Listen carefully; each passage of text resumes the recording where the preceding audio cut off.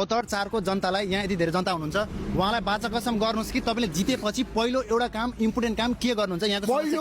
पहिलो काम मेरो सुन यहाँको मेन समस्या के छ मेन समस्या भनेको यहाँ समस्या धेरै छ तँ ट्र्याक्टर चलाउने मान्छेको पीडा चलाउने मान्छेलाई थाहा हुन्छ नि मैले पनि त्यो पीडा बुझेको के कति गाह्रो हुन्छ गाडी चलाउनु भन्ने देशमा तराईमा यसको महत्त्वपूर्ण धेरै छ काम गर्छ महत्त्व छ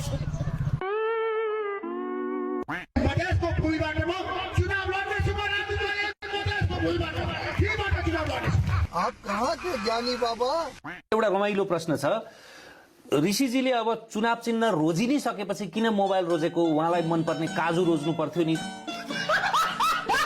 जेरी जस्तै नीति बनाउन छोडेर जनतालाई घुमाउने पो हो कि ऋषि धमला पनि आएर भन्ने प्रश्न पनि छ नि होइन जेरी पकाउनु गलत हुँदैन है भाई यहाँ पे क्या हो रहा भाई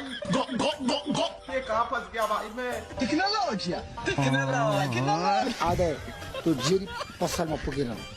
जसरी मैले जेरी पकाएँ